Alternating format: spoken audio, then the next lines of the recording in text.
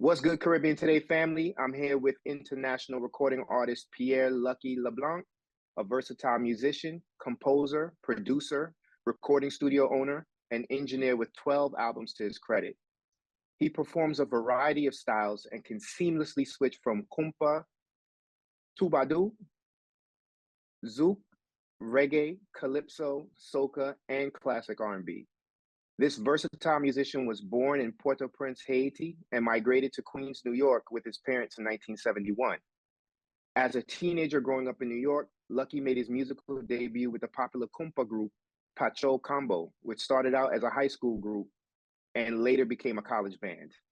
Lucky is very active in the South Florida live music scene and is getting ready to release a brand new 12-song album. It's such a pleasure to meet you. Thank you for being here with me. It is my pleasure. Thank you for the invite. Not a problem. So, you currently have an album that's coming out. Has it dropped yet, or when do you plan to release? It hasn't dropped yet. Right now, I'm promoting this fundraising single that I released, Kanal La Pap Kanpe. So I'm gonna let that run its course, and then probably by the end of the summer, in the fall, then I'll drop the album.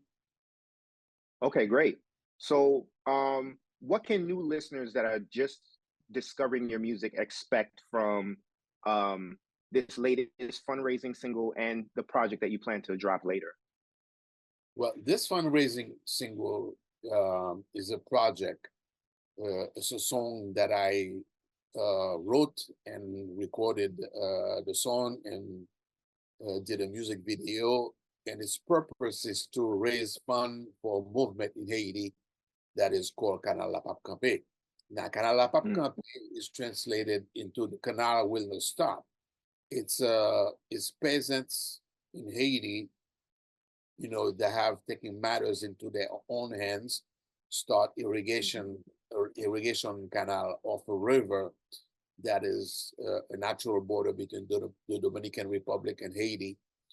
And this movement, has totally took off, and it has touched my heart. I wanted to help the movement in a significant way. So that's why I was inspired to write this song and do this music video so I can do this fundraising campaign to help in the construction of the canal. Now, this canal, what they call that canal, the head of the canal where it's connected to the river, that part is completed.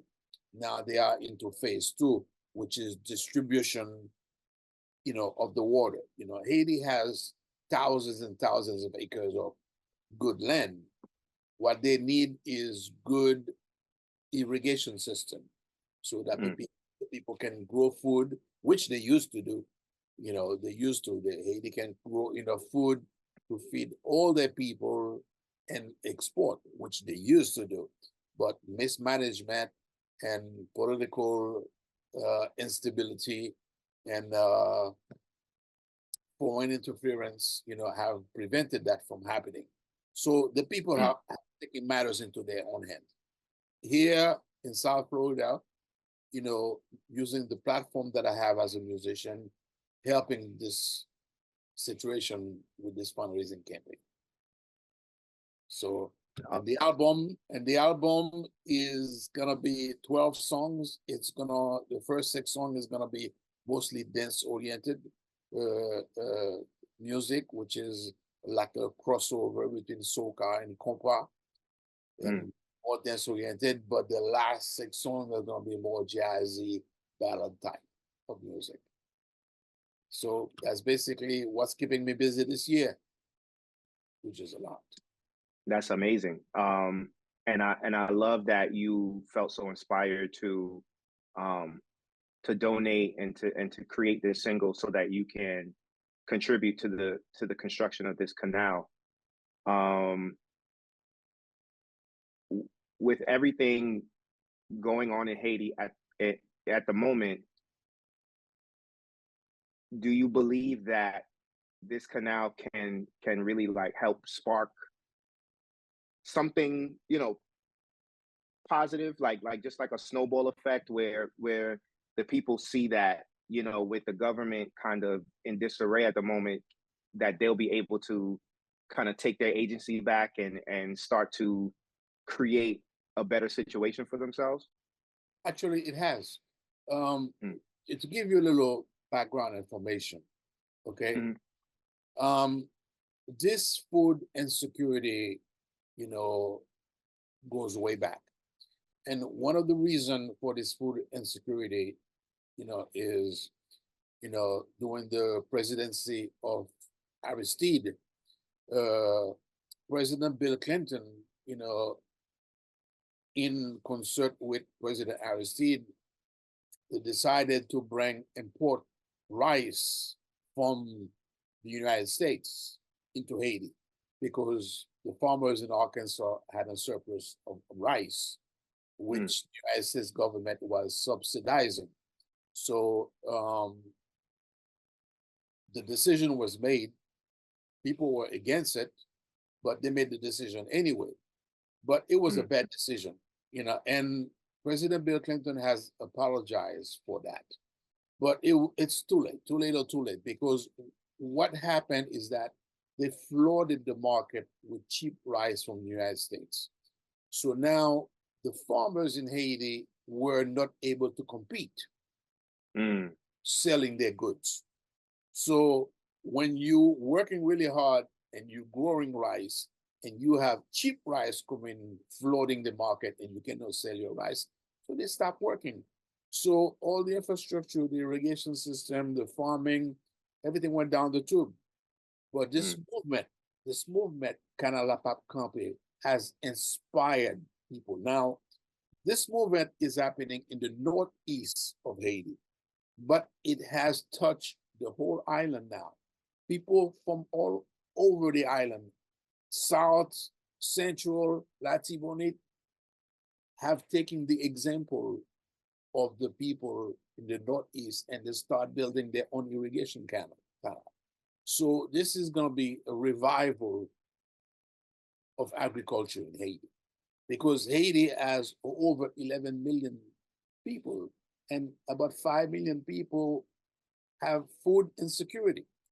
So with people taking matters into their own hand, not relying on the international community to give them hands out, it's a very positive thing. You know, it's like a welfare system. You keep people on welfare and you keep giving them that check and you keep them in their place, it's not a good thing. Mm. People need to work. People Mm. need to care for themselves. And this is what's happening. This is what's happening. It's a very positive thing. I watched the whole thing evolve, and it has inspired me to join the movement. And it's running its course right now. Love it. Love it. Thank you. So let's talk about the music. What first got you into music? Was it something that you fell in love with in Haiti, or did it start to develop when you immigrated to the United States?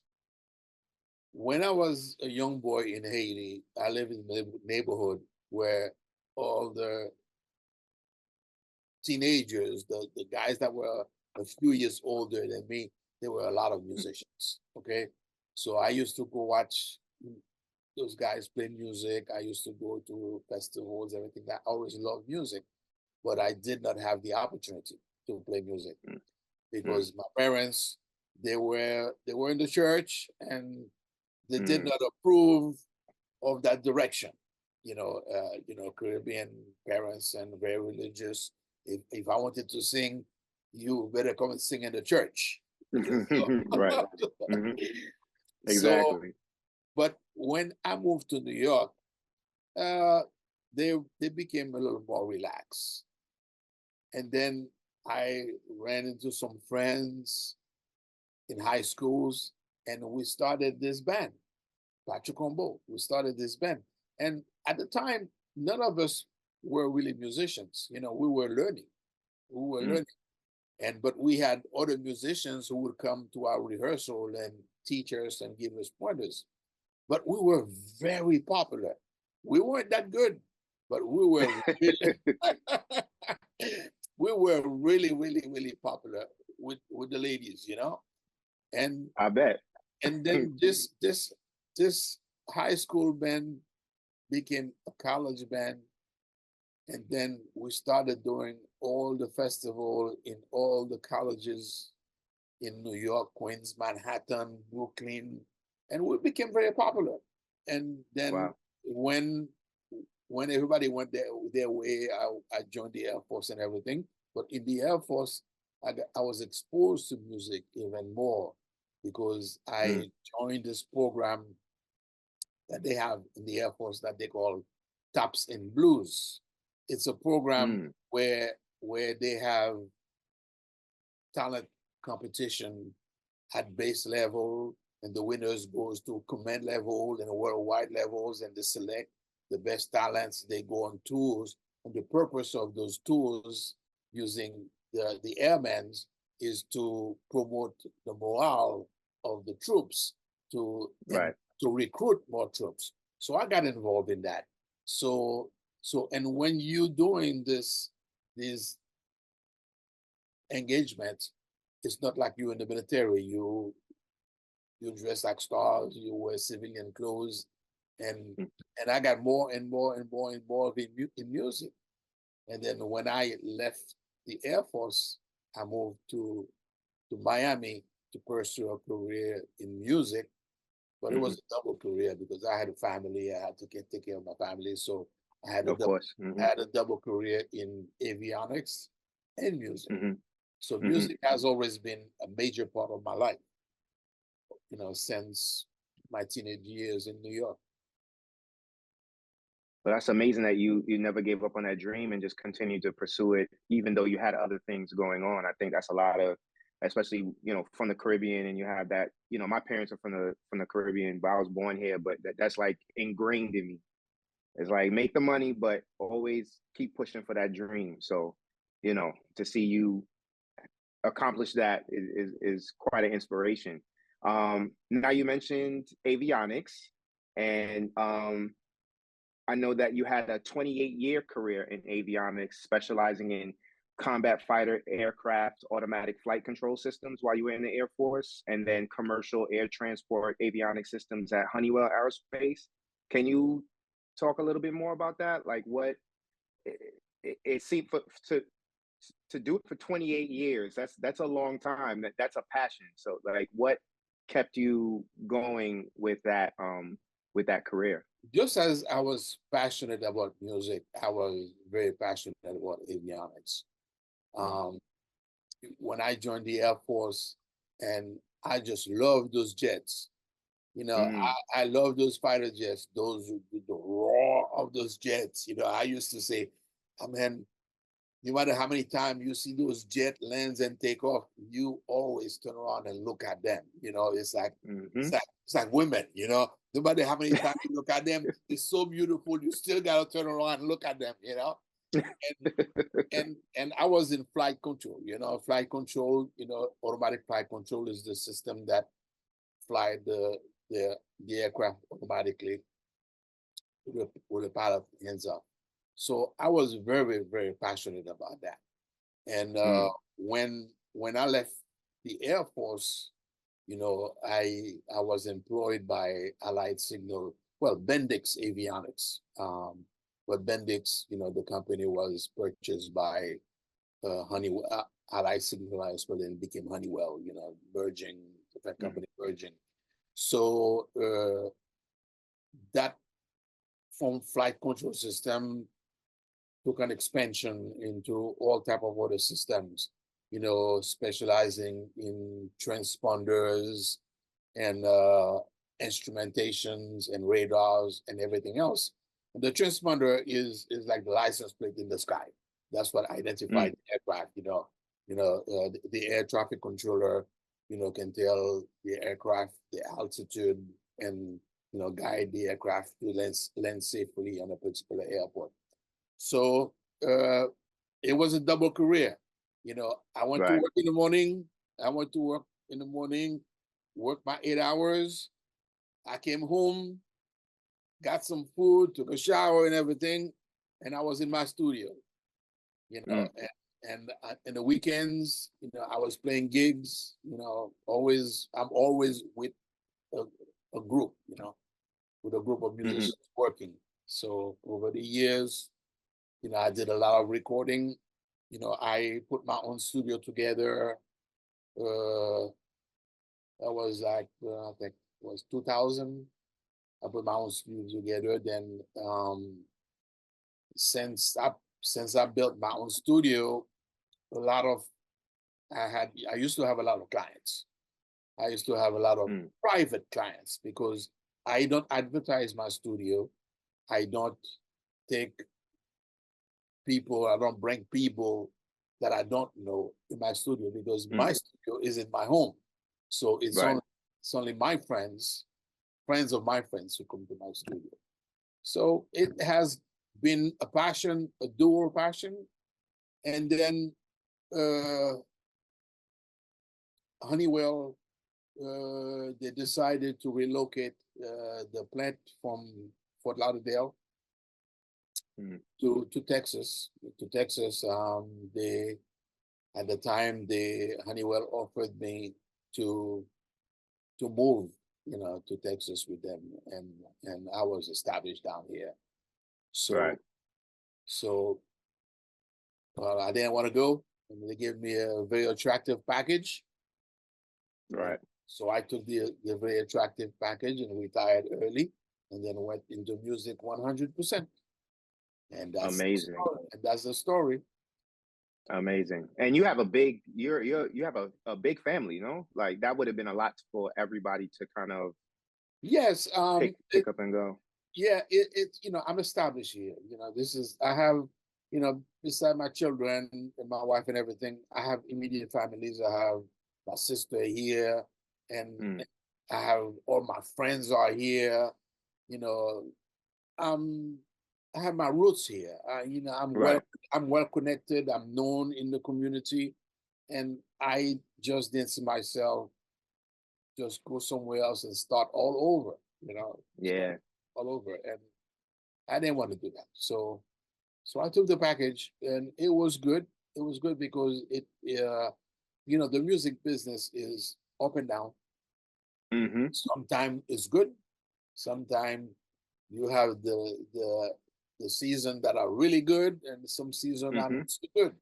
So, but I wasn't hurting because I had my retirement income, so that helped me, stay focused in the music. Amazing. Okay. So another passion of yours is giving back to the community, especially those that are less fortunate. In 2007, you founded a nonprofit organization along with your wife Rhonda called Rhonda Eyes Alliance that's committed to providing affordable eye care. The main focus has been in Haiti, where you've established a full vision clinic and optical laboratory. And to date, you've helped thousands of people on the island, creating jobs while providing eyeglasses, treatment of eye diseases, cataract surgeries, and training. You also do this similar work in the Bahamas and Jamaica. And in 2022, in collaboration with the Albert C. Pierre Foundation, Rhonda Eyes Alliance opened a full service eye clinic in Miami. Why was it important for you to create this nonprofit and provide these services? Well, the way I was raised, my parents, always instilled in me, it's important. It's not an option. You have to help the less fortunate. You bless, Mm. you, God bless you, you have to bless, be able, put you in a position to help the less fortunate. And my wife, Rhonda, she is the same person, and in Miami with the music business, we got involved with an organization called Operation Green Leaves. Operation Green Leaves is was a nonprofit organization, and their mission was focused on reforestation of Haiti. Mm. Haiti, you know, they the people cut the trees to make charcoals to cook. So they have an environmental problem with trees. So the mission, reforestation of Haiti. But where Rhonda is from Guyana, they have forests. They have too many trees. You know, I, so I started taking her to Haiti. She saw the problem, and we started helping Nadine. Nadine used to have those fundraising events where she would have big concert event. And in those big concerts, because of my experience in the music business, and back then, Rhonda used to be my manager in the music business, and we joined effort with her and making those concerts to raise money for her reforestation efforts. During that time, we got connected with a Catholic priest by the name of Father Siko, who had a organization in the mountains of Haiti, an area called Casco. So, you know, connecting, he was on tour in the United States doing a fundraising in the United States, and find out what my wife does as far as eye care. And he invited us to come and do a mission for the peasants in the area where he lives, with his mission. So in 2007, Rhonda, myself, and our daughter, Nadej, we went to Haiti, and we connected with a Haitian doctor, Dr. Amo. And then we set up shop in the church, recreation area, and for 3 days we saw a lot of patients. So we travel with a lot of recycled gases and some limited amount of medicine, because that was our first, you know, we didn't know what to expect. But during that mission, during the weekend, we saw 185 people, patients. And those were peasants, people, you know, that work the land with their hands. And the people, out of the 185 people, I think only one of them had ever seen an eye doctor before. They had never seen eye. Wow. And everybody had situation with their eyes. People needed glasses. People had infections.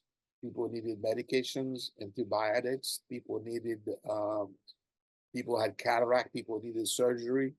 So at the end of that weekend, when we came back to the United States, you know, Rhonda and I, we started talking about it. And she said, well, I think we have found our calling, because we cannot do this once and we see the need and ignore it. So when we came back to the United States, we formed the organization, Rhonda Eyes Alliance. And then initially, we used to go on mission a couple times a year, and we used to do recycle glasses. So throughout the year, you know, you have those nice glasses, and then next year you go to your optometrist and they give you a new prescription. Then you have to change your glasses, and those nice frames are still good. You would donate those frames to us. We'll take those glasses, we'll refurbish them, we'll read the prescription, and we'll catalog them. And then we had hundreds of glasses like that in the catalog. And then when we would go on mission, we would match people with what we have in our inventory. But it wasn't always a perfect match, because when the doctor examined the patient and do a refraction on the patient, you know, what the doctor prescribed, we may not have that, but we give him the closest thing that we had. So over the years, we phased out this recycled glasses. One of the professors that Rhonda had in college, Professor August, you know, he joined the effort. He started giving us a lot of frames. So now we, instead of giving people recycled glasses, we started giving them brand new frames, because now we had Nice. a lot of frames. So, but we used to, every time we go, we would set up shop wherever we are, and then we would pack all the equipment and leave it in storage. And we had some handheld equipments that we travel with, and we used to travel with groups of people. You know, we used to bring to Haiti, you know, optometrists, ophthalmologists, nurses, different volunteers. Sometimes our group would be 25 people we're traveling with. It was pretty difficult, you know, managing everybody, make sure, you know, everybody have a place to stay, you know, food and everything like that. So we did that for a number of years. And it was from 2007 to 2013. One of the cities that we work is Arcaye, Haiti. The missionary there gave us a permanent space in the hospital. They have a small hospital in the mission ground. So she said, all right, this is the space we reserve in the hospital where you can set up shop. So now we didn't have to break down and store our equipment anymore. Now we had a space where we could set up a clinic. So Wonderful. So that went on, and in 2010, you know, in 2010, Haiti was hit by the major earthquake that killed over 300,000 people. So we would step up wherever there was a need, not just eye care. You know, after the earthquake, you know, we started collecting stuff for people. We packed containers and sent to Haiti. You know, we started branching out, doing more than just eye care. When they get hit by hurricane, the big storms, we always step up in the different situations. So it's like it comes natural because my wife and I, we are the same mindset of helping the less fortunate. And from there, you know, we hook up with, you know, a young surgeon in 2010, Dr. De Castro, who became our surgeon. And then we started doing cataract surgeries. And we had the pharmaceutical companies here in the United States that would support our work. So, you know, if we know on this mission, we're going to go to Haiti, we're going to do 30 surgeries, we're going to do 40 surgeries. We travel with all the kits necessary for the surgeries. And we had surgeons in Haiti who did the surgeries. And then that the clinic kept growing. The clinic kept growing. So, and we started a training program. You know, Rhonda started the training program. And during the training program, we started going to Haiti every month, not just a couple of times a year. We would travel to Haiti every month. And, you know, 2017, 2018, many times I wasn't able to travel. Rhonda was comfortable enough to travel by herself. And that went on up to 2019. 2019, that's when we stopped traveling because of the gang, the evolution of the gangs in Haiti. It had become too insecure, you know, so too risky. So 2019 was the last time we had traveled, but Rhonda had already trained a group of young people that are still running the clinic. Last weekend they just had clinic. So we support the clinic. You know, we give them the frames that they need, and now we used to get medications from the pharmaceutical companies here in the United States, but now because we don't travel anymore, we don't get that anymore. So now we have to buy the medications at market price in Haiti. for the people, so buying in bulk is cheaper, so the people can buy them in the clinic at a cheaper price. So we have a group of young people running the clinic, and myself, I give 90% of the credit to Rhonda, because she is relentless. I mean, she micromanage those young people on the phone, and as we do right now with Zoom, with FaceTime.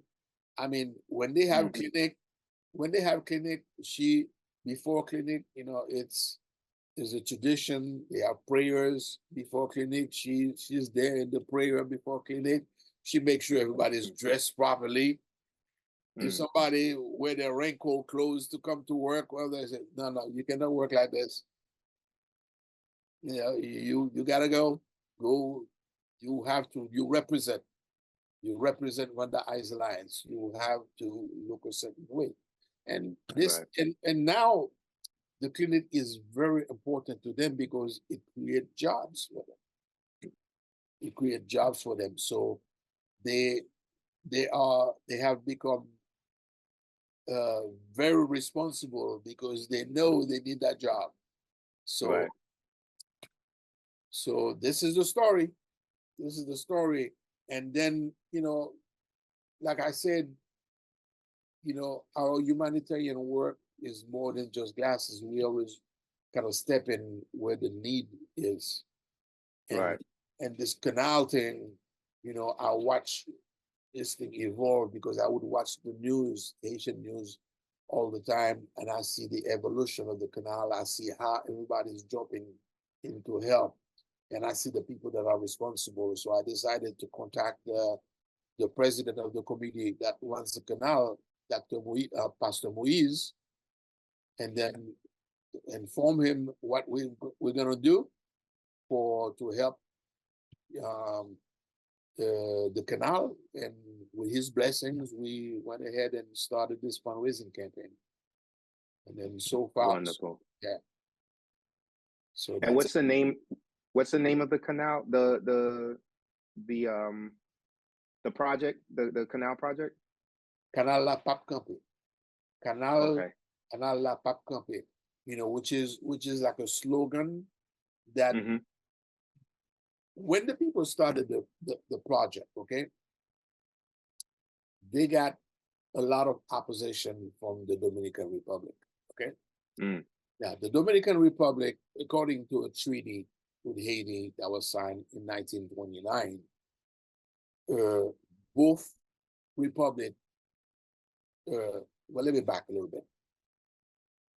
The river Massac, the real name of the river is Diamond River, is a natural border between Haiti and the Dominican Republic in the northeast section of Haiti. In the northeast section of Haiti, the river, there's a 7-kilometer section of the river that separates Haiti and the Dominican Republic. According to a treaty signed by the two republics, they should have access to the water of the river to irrigate their land in a fair and equitable manner, not changing the natural course of the river, in a fair and equitable manner. As a matter of fact, the Dominican have, I think, 11 canals of the river to irrigate their lands, because, as I say, there's a lot of good farmland, and the Dominicans take advantage of that. But it hasn't been the case for Haiti. This canal has been an idea for years that was never implemented. Now, when some peasants got together without the support of the government, without the proper equipment, with shovels and picks and machetes, and just their bare hand, they started building this stretch of canal. They got big opposition from the Dominican Republic. The president of the Dominican Republic, President Abinader, want the canal to stop.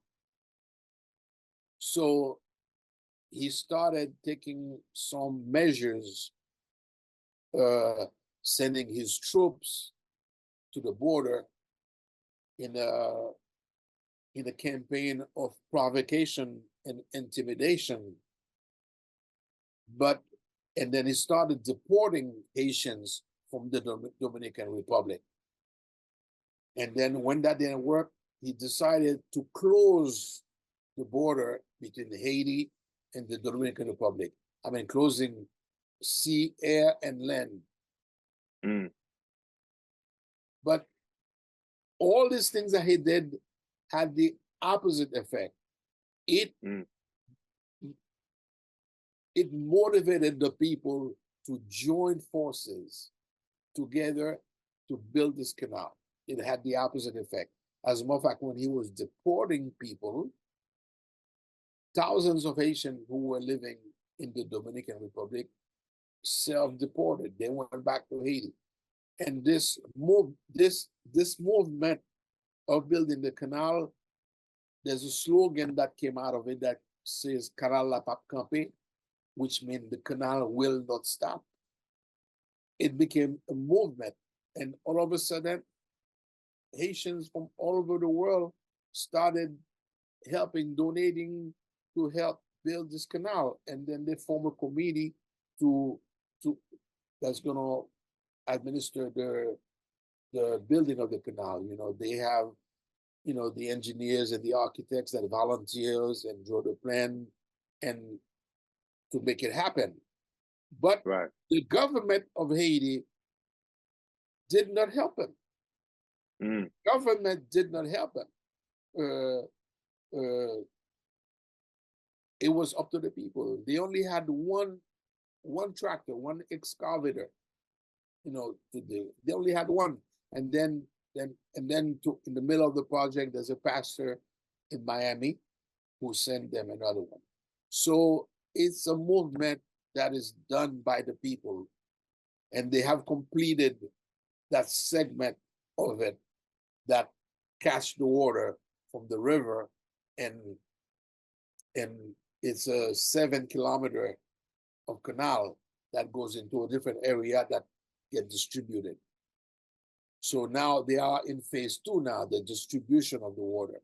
And you should see how much rice they have already produced from this water. You know, and it's a project that's bearing fruit, and you see it every day. And it motivates the people throughout the island. They see the example set by the peasants in the Northeast. The whole island start doing it, you know, because there's 3 major areas in Haiti that grows rices in the Northeast. There is Haiti is divided into departments. There's 9 departments, but the main one, La Tibonite, there is thousands and thousands and thousands of acres of land that they used to grow rice. So when you go to La Tibonite, as far as your eyes can see, but it used to grow rice, that's going to waste. But now people are building canals everywhere, and it's a really, really good thing. When people don't have food insecurity, you know, people can care for themselves. They don't have to jump in boats, you know, risk their life to come to Florida. They can send the children to school. You know, they can take part in the political process. It's all around a good project. So I am highly motivated to join in this effort. You know, I wish I could raise a lot of money, but you know, it's but whatever I can right now, I'm, you know, whatever I get, it's all for the canal. So that's Amazing. it. Yeah, you know, if I know a lot of people watch your program. If anybody interested in making a donation, they can Zelle to Rhonda Eyes Alliance, and it's Rhonda Eyes at AOL. They can Zelle at Rhonda Eyes at AOL.com. Rhonda is And that's Rhonda is Yeah, I was just about to ask if for you to spell it for me. So yes. you could go ahead. Rhonda is RHONDA Eyes EYES at AOL.com. That's the Zelle. That's the Zelle address where you can Zelle $1, $2, $5, $20, anything else. Yeah. Whatever Rhonda, they could spare, whatever for you can sure. say. Rhonda Eyes at AOL.com is a very worthy project. And it's helping a lot of people. A lot of people benefit from it. Amazing. I think there's nothing more to say after that. We're gonna call you Lucky, the man of the people. You really have used your platform and your resources in a very inspirational way. And I really hope that anybody else that's watching this that is in a position similar to yours will, if they're not already, really think about giving back to the communities that raised them, the communities that gave them the tools to put them in position, where they are today. Everything that you're doing right now, you and your wife and Rhonda, amazing, very inspirational, and we'll be rooting for you, and we definitely implore everyone to give what you can to help these efforts. We're gonna look out for the music. The studio looks amazing. I see you in the studio in the background, and that don't look like somebody's basement home studio. That's a fully set up professional studio. So we'll be looking out for the music. And where can people stream is like, is there a place to stream the single, the fundraiser single? The Kanal La Pap Kanpe is available on all the platforms, Apple Music, iTunes, Amazon. You just do a search and then you can download the music. It's 99 cents to download the music. But people have been scared because that all these platforms now, Apple Music, Amazon, Deezer, when people click on the links to download the music, the first thing they try to sell people is subscription. All the platforms, that's what they do. They try to sell. That's the way the music business is now. They try to sell people a subscription. Some of them are $24.99 for the year. Some of them is $19.99 for the year. They try to sell people a subscription. But if people look a little deeper past the subscription, they'll find where they can buy that one song for 99 cents.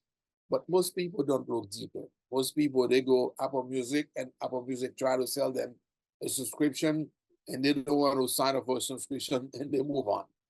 But trust me, you look a little deeper, you'll find the link in there where you can buy just that one song to support this project, or you can sell a little ching-ching to Rhonda Eyes at AOL.com.